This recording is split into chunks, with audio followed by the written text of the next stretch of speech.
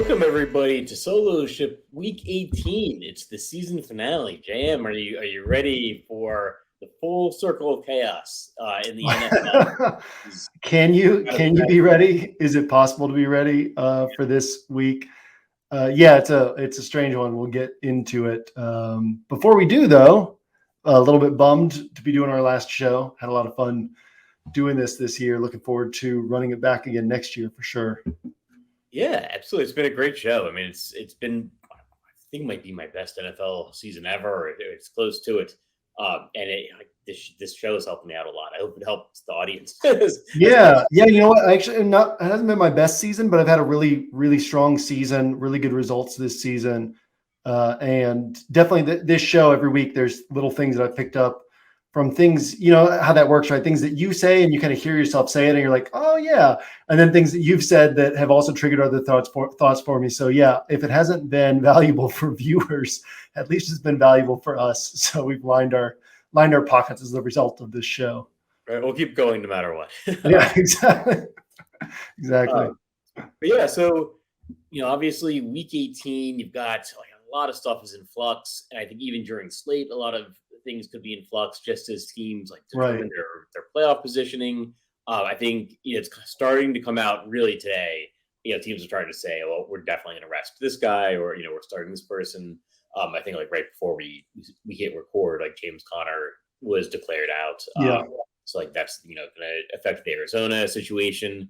But there's some, I'm kind of focusing on what we can control, like what we know and what we can control. Like targeting games with higher point totals, like the Vegas point totals still tend to be the most accurate thing we can find.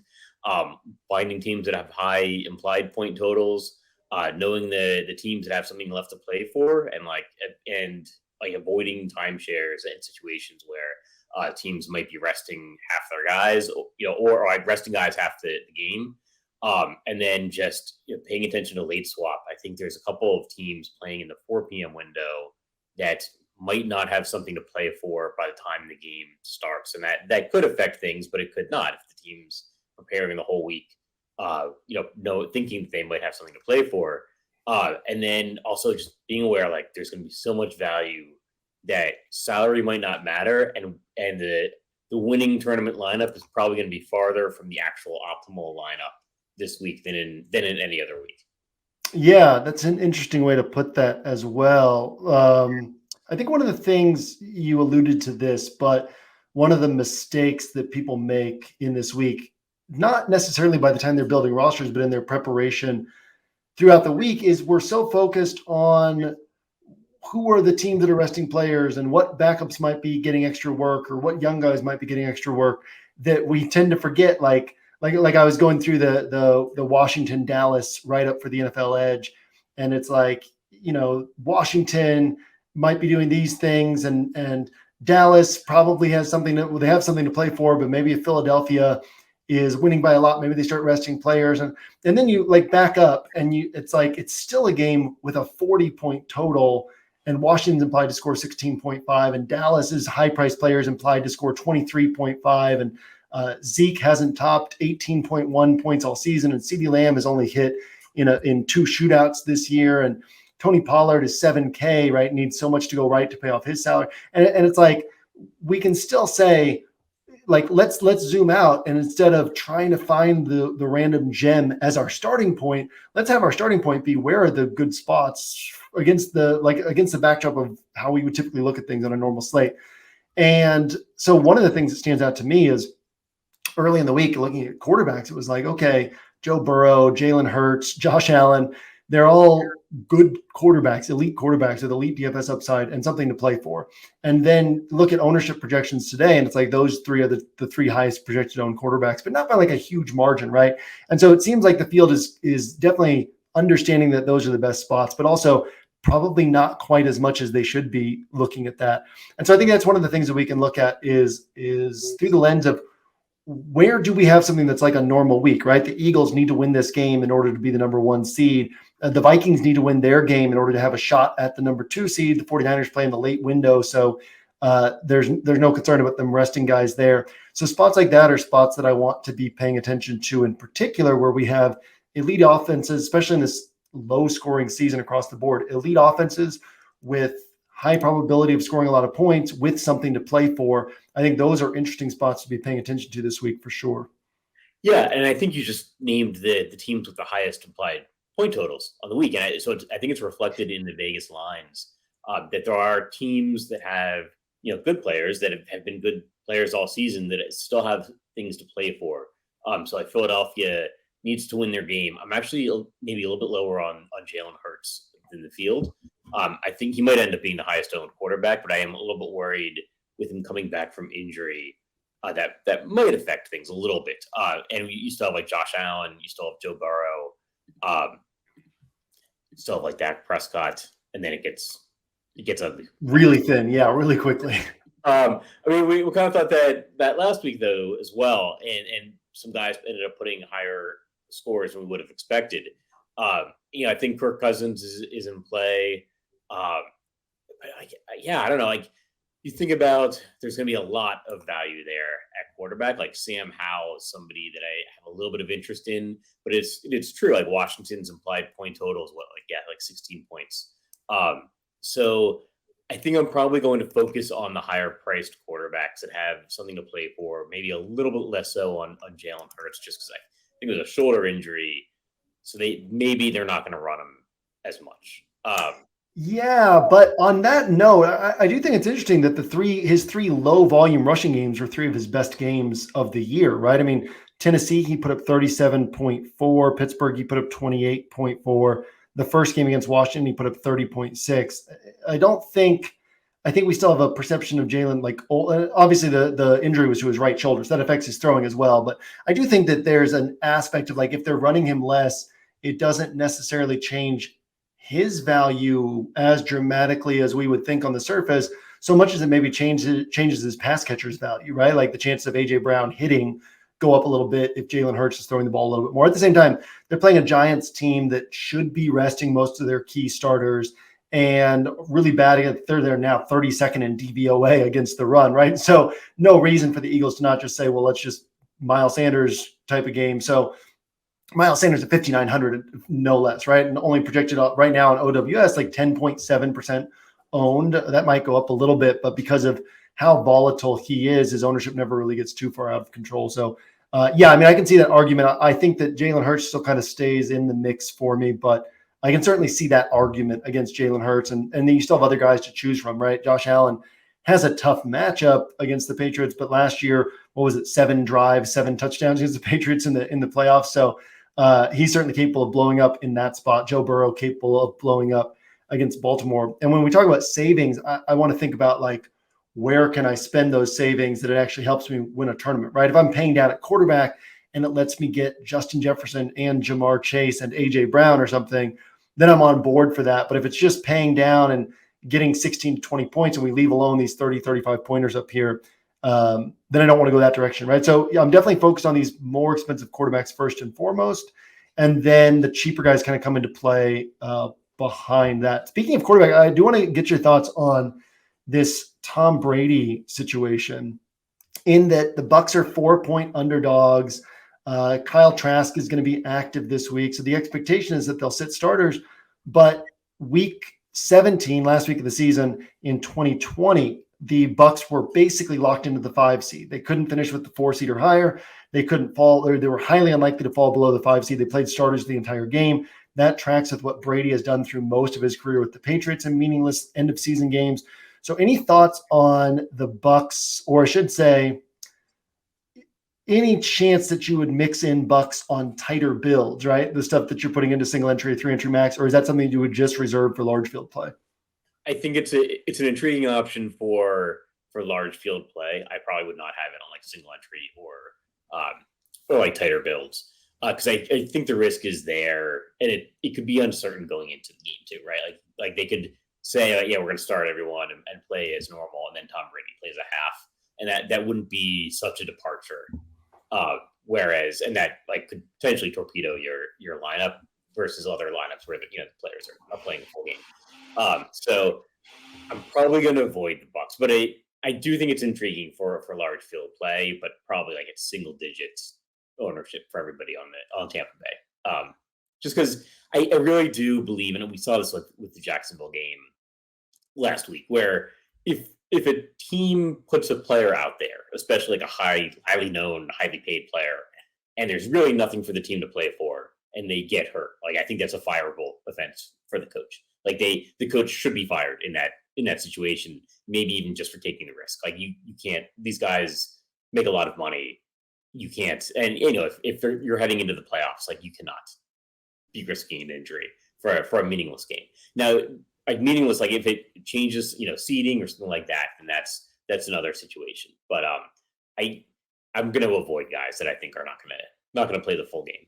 Yeah. No, I can see that argument. I think that one of the things that I try to balance in something like that is how high is the potential reward, right? And if we had this question before the Bucks game last week, then it would be like, well, the potential reward isn't even that high.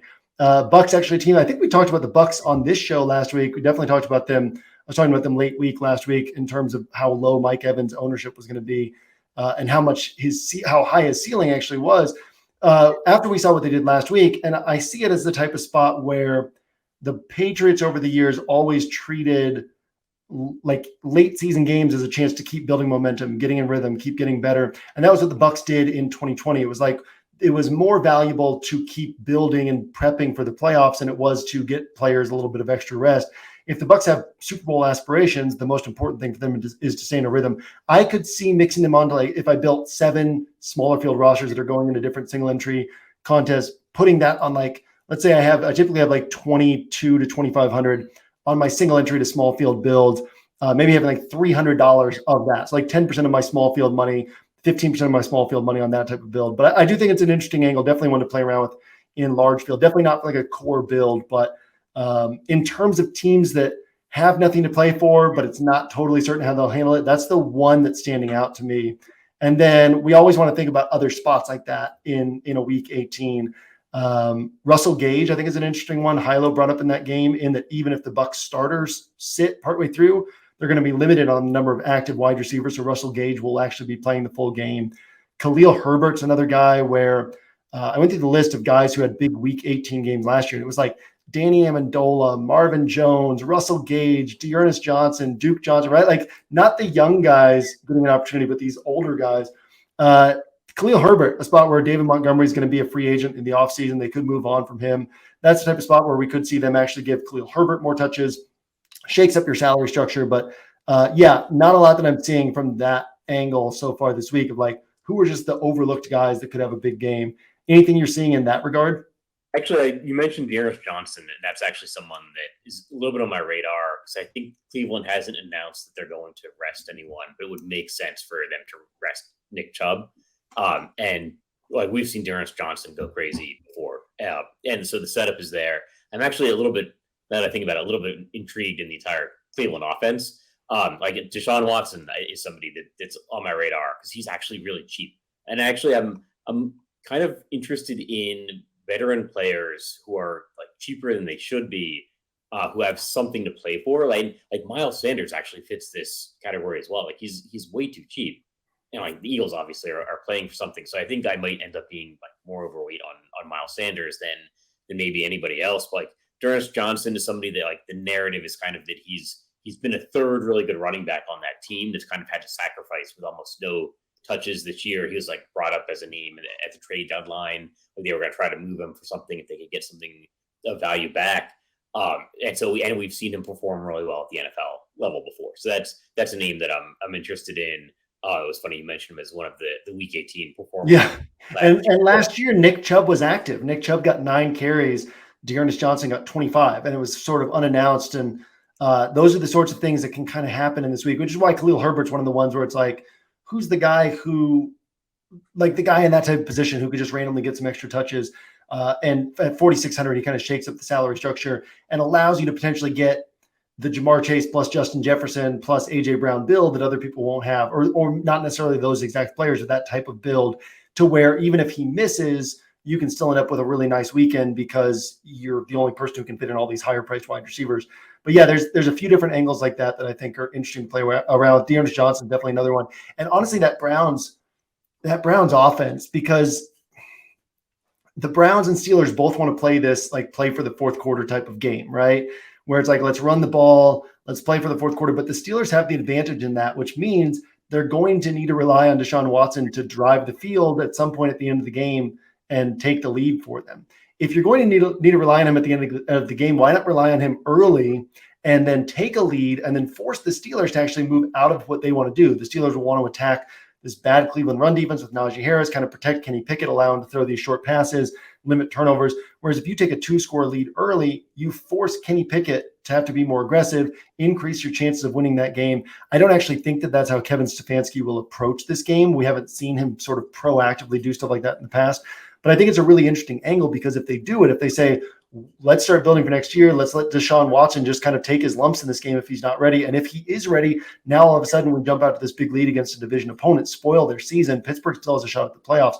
I think it's a really interesting angle. Again, I think it's low probability, but the ceiling on it is really attractive, because like Deshaun Watson would consistently finish with 30-plus points when he was the Texans quarterback the year that DeAndre Hopkins was gone. And so you think about with these weapons, with Njoku and Amari Cooper and Donovan Peoples-Jones, it's so obvious the ceiling. It's just they haven't let him do that type of approach yet. Would you consider that on tighter builds, or is that going to be large field for you as well?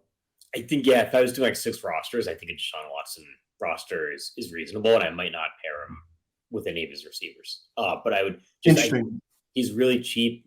He's, we know he can run, and it would kind of make sense for them to try to get him some good, like have him have a really good game before the season ends. Yeah. Because they're going to face a lot of questions the whole offseason. Yeah. And Deshaun Watson, we know, is a high upside guy that, we've seen him put up points. We're kind of waiting for him, like, oh, he might be a guy that really breaks the later season, right? If he breaks slates later in the season, and that is not materialized at all. But there have been some kind of one-off situations with that game with against the Saints where it's freezing cold. So I think it would, like, if they can get him to like pad his stats a little bit, that would and knock the Steelers out of the playoffs. That gives them like something to say. Oh, we're building momentum towards the end of the season. Yeah. Leaving that kind of narrative. Yeah. On the one hand, I feel like I know Kevin Stefanski well enough that I don't feel comfortable that it's actually going to happen. But on the other hand, it's like, it's so obvious that I feel like the chances are probably higher than my knowledge of Kevin Stefanski gives it credit for. So I definitely like that angle right there. At the running back position, are you seeing I think at the top of the running back pool is pretty thin, right? Austin Eckler is 8,900 in a game that's not super important for the Chargers. Austin Eckler has only topped 16 touches 3 times in his last 8 games, and yet he's 8,900. Saquon Barkley, obviously at high risk. Nick Chubb, you mentioned that, at high risk. Joe Mixon in a tough matchup. Tony Pollard doesn't get a ton of touches. Connor will be out. Ramondre Stevenson playing Buffalo. So that really, it's like Dalvin Cook and Christian McCaffrey are really the only guys up here who stand out on paper. Any thoughts on those guys or anybody else at the higher ends of the running back price range? My biggest question is Christian McCaffrey, because I am worried that he's not going to play the full game. But it's in the late slate. So I might not worry about it too much. And like, he is a guy that could maybe break a slate in a half, like if they just play him a half. Austin Eckler is another guy that's kind of in the same situation, although I'm much less high on him than McCaffrey, obviously. But it's important to remember the course of the season for the Chargers, where they were missing all of their wide receivers for a good portion of the season. Like Keenan Allen and Mike Williams have both missed huge, big stretches, sometimes at the same time. And that's when Austin Eckler went berserk and had games. And now that they have everybody healthy, like, he's not seeing as many touches. And like, similar to the start of the season, he didn't see a ton of touches either. I started to write down the running backs, like the kind of higher priced running backs that I was interested in. And I realized I was writing up a bunch of like still lower priced running backs. Like Walker, Miles Sanders, like Tyler Algier. These guys are all, like Najee Harris. These guys are all fairly cheap. And they're the most certain guys on the running back slate. And now I think we're starting to get guys like, Jonathan Williams. I think it's Keontae Ingram in Arizona that'll probably be playing James Conner. He's actually somebody I'm a little bit interested in. I hope he doesn't gain steam. I thought it was interesting they had Eno Benjamin early in the season, and I think Conner was hurt, and we all expected like Eno Benjamin was going to have a huge game, but it was actually they kind of split it with Keontae Ingram. So I think he's somebody that they're high on. like Dernis Johnson, Khalil Herbert, Cam Akers, and then Matt Breida is actually somebody I'm a little bit interested in. Yep. I think that's interesting as well. I won't necessarily play him a lot because I think they could consider him like a starter, right? Like he's maybe a valued backup. But I don't know like who the third string guy would be for the Giants. Like I'd be surprised if Saquon Barkley sees the field at all. Yeah. I think that's an interesting angle. You mentioned Cam Akers. I was going through the numbers for Cam Akers. His last 5 games have basically been like a mirror image of what Kenneth Walker has done in his 9 games in the lead role. And I think that because of the way that Cam Akers' season has developed and all of the weird storylines and how bad this Rams offense has been for stretches of the season, it's easy to look at him as like in a tier below the Kenneth Walker, Miles Sanders type guys. But yeah, I mean, I think that he's equally interesting to those guys. It's an interesting thing because the field is valuing him at the same level. Like ownership on Cam Akers is coming in at the same level as these other guys. But I think that really sharp, like people who know the NFL really well can tend to be like, oh, well, Cam Akers doesn't belong in this conversation. And so they don't end up with Cam Akers on their roster. So just a note that he's kind of like, he was the guy who, before I was looking at the numbers, he was like, okay, he doesn't quite fit with Kenneth Walker and with Miles Sanders.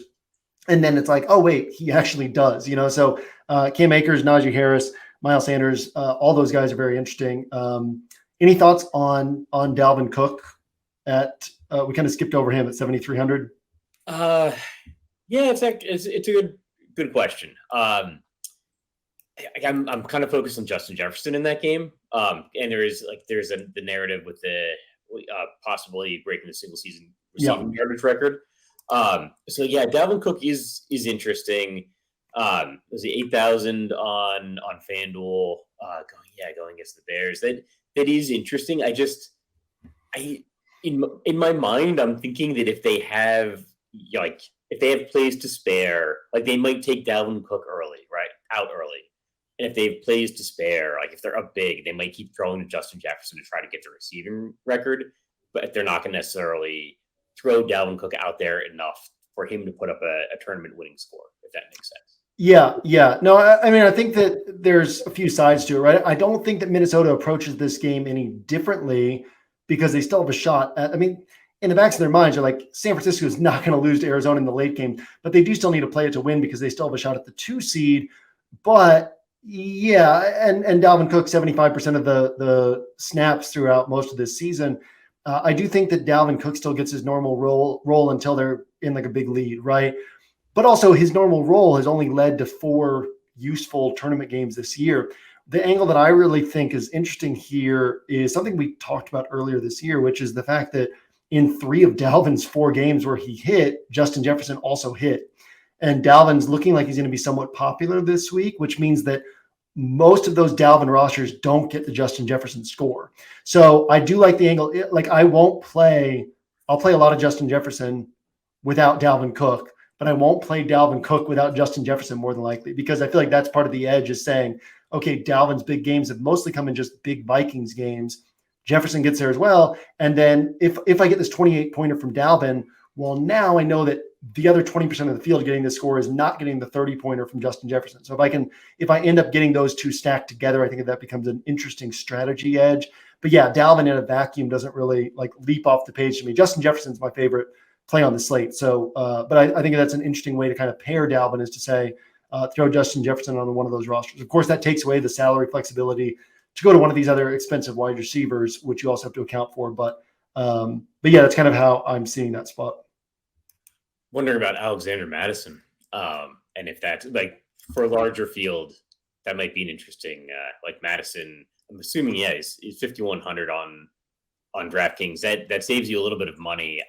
I get worried about the teams that have good backup running backs because there is that thought that like the backup running backs maybe sacrificing a little bit by not getting as many touches, and I think we actually expected that to be more of a split coming into the season.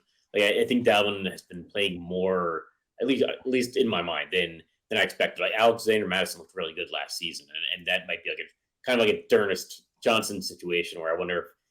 I'm just worried because like the Bears starting quarterbacks like Nathan Peterman, So the game might not be competitive. Yeah. If the spread moves. And that's Nathan Peterman comes out and pulls a Jarrett Stidham on us and just swings the ball over the yard. But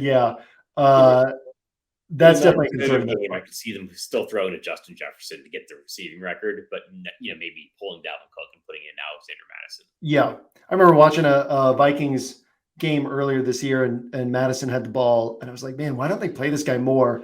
And then Dalvin Cook came back on the field, and he like ripped off a big run, and I was like, oh, this is why they don't play Alexander Madison more. But Madison's like really good when he gets work. So moving on to wide receiver, something that I just realized like right before we came on the show is that the Packers-Lions game is on the FanDuel slate again. The Sunday night show or the Sunday night game is on. Shout out to FanDuel there.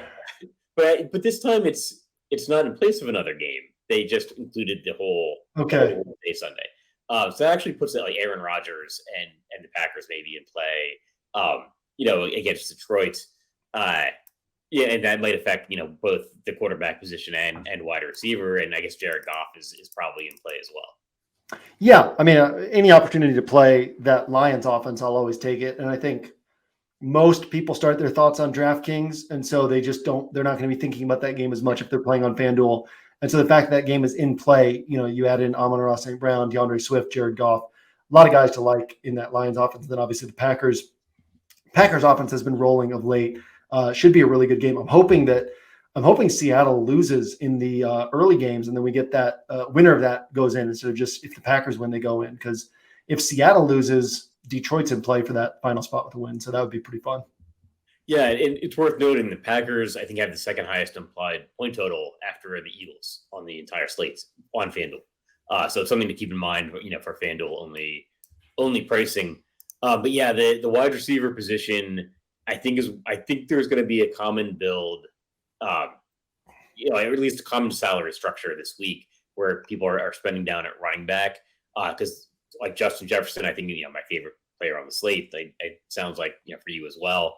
Jamar Chase, CeeDee Lamb, all high-priced wide receivers who have something to play for and can break a slate. And then there's still some value as well. Like Garrett Wilson still isn't priced up as high as he should be, and he gets Joe Flacco now. And then there's some value, including like even Gabe Davis, who hasn't but it's really cheap. And so that's a player that like some of these veterans kind of fits in like the Deshaun Watson, Miles Sanders. Gabe Davis is right in there. It's like a veteran guy who has something to play for, who isn't priced up as much. And so as people are looking for these like value plays that are having a role change, like maybe just play Gabe Davis. He's in the same role, but we know he can break a slate. Yeah, I think we'll see. It should be at least like half the rosters have at least one pay up running back, right? Because Christian McCaffrey's coming in over 20% projected owned. Dalvin Cook's coming in over 20% projected owned. And there's just such a habit built in of paying up at one running back spot. But I think we'll see a much larger chunk of the field than normal with a double pay down at running back. And then this sort of salary structure. And like you said, I mean, you mentioned some guys who aren't the typical like sub 4K pay downs, but they're still underpriced. Garrett Wilson and Gabe Davis. And you could even throw Jacoby Myers in there, although not quite at the same level as those guys. Drake London. There's definitely some guys in here who are attractive from a standpoint of what you can get from a ceiling perspective for the salary. I'll also throw in one guy. You mentioned Garrett Wilson. One guy who I really like is Corey Davis. When you're talking about guys who just literally nobody will notice, and then the slate ends and they put up 20 points and people are like, oh yeah, I can see how that could have happened. He's 3,500. His last 3 healthy games, 6, 7, and 10 targets. So you're talking about now Flacco comes in, passing volume will be elevated compared to at least with Zach Wilson under center. He should be in line for anywhere from 7 to 10 targets on the perimeter downfield role with a quarterback in Flacco who's willing to take those downfield shots. So I think there's some cheaper guys like that. Obviously, Rashid Shaheed's going to be popular. Greg Dortch saw 10 targets last week, right? I think he'll be a little bit lower owned because he didn't produce on those, but that's now 5 of his 6 like super active games where he's seen 9 to 11 targets. And you can basically bank on 9 to 11 targets for this guy at 3,800. He's put up 15 plus points in 2/3 of those games without scoring touchdowns, right? He has 1 touchdown in his high volume games. And so, I mean, he's another guy who is interesting at like the way pay down range. And then from the standpoint of like who could just randomly get some extra run. We mentioned Russell Gage already as a guy who he should actually be playing the full game because, they're going to have 6 wide receivers active. 2 of those will be Mike Evans and Chris Godwin.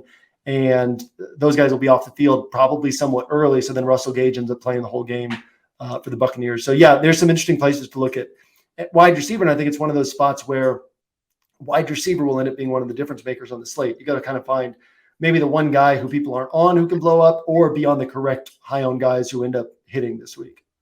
Yeah. And so just moving on to the tight end position, like more veterans, like Corey Davis is an interesting call. Mark Andrews and Hayden Hurst are the guys I've got written down. Just like veteran guys, again, not as like we've seen Mark Andrews have his price plummet. I think he was like 7,500 on FanDuel, and now I think he's like 5,300. He's priced way down, but he finally had the good game. Like he's 5,400 on DraftKings. Finally had the good game we've been waiting a little bit for. And they still just reduced his price. So it was 5,200 last week. So he went up a little bit. Yeah, 22 DraftKings points. But still only 5,400. And like Hayden Hurst is down at 3,100. I think he's got like a little bit of a contract incentive as well that he can meet this week. And the Bengals are a team that have something to play for. So like Cincinnati is a team like I'm interested from Joe Burrow, Joe Mixon, all the way down to Jamar Chase, all the way down to Hayden Hurst. Yeah, what I like about Andrews is how well he fits into one of those Burrow builds as well, because if the Bengals are we know that the Ravens want to run the ball, but if the Bengals are putting up points, which is what you'd be betting on with a Burrow Chase build, a Burrow Higgins build, a Burrow whatever build, then you force the Ravens to throw the ball a little bit more. And if they throw the ball a little bit more, Mark Andrews is the guy who's going to be involved, and his chance of hitting become pretty high. So like it would be hard for me to play a Burrow build without bringing it back with Mark Andrews. We also have Dallas Goedert, right, at 4,900, capable of putting up 20-plus points. And Albert Okwuegbunam at 2,900. Greg Dulcich is out. He's going to be on the field this week. And somebody that they've talked about wanting to see him on the field, see what he can do after he's been kind of buried this season. So what did he have last week? He had 3 catches for 45 yards and a touchdown, 6 targets. So he's pretty interesting to me at 2,900 as well as a way to save salary at tight end. It's interesting. We end up on these guys that people were high on at the beginning of the season. And then, like Alberto, Cam Akers kind of fits that mold. Yep. You said at the beginning of the season, like, Cam Akers might be the best running back or most popular running back going into week 18. You go, like that makes total sense. Like he almost got released. Yeah, his path to getting there was very different than expected.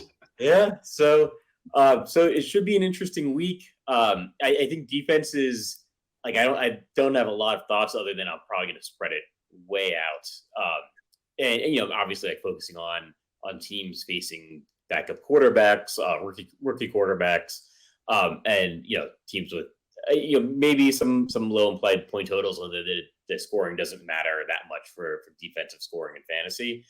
Any quick thoughts on defense? Yeah, I mean, 49ers, Eagles, Cowboys, 3 most expensive on DraftKings, but all likely playing backup quarterbacks if the Giants don't start Daniel Jones, and all with plenty to play for. And I think that they'll be all a little bit lower owned just because of the price tags. But then obviously you've got the Vikings, the Jets, the Texans, these cheaper defenses that are all attractive. So I like the idea of finding with the savings available, finding a way to pay up at defense. But there are a lot of different directions to go at defense this week. And I think the most important thing is just you got to stay up with news all the way through kickoff on Sunday. And even if you're building a lot of rosters, have a plan for how you pivot if news shifts, because being able to pivot when the time comes is going to be one of the most important things if certain situations pop up. So I've got to pay attention to news and late swap. It's a perfect transition into NBA season. Yep. It's been a great season. That'll just about wrap it up. Any final thoughts? No, tons of fun doing the show this year. Looking forward to next year. All right. Good luck, everybody. Hope you had a good season watching, and hopefully see you guys next season.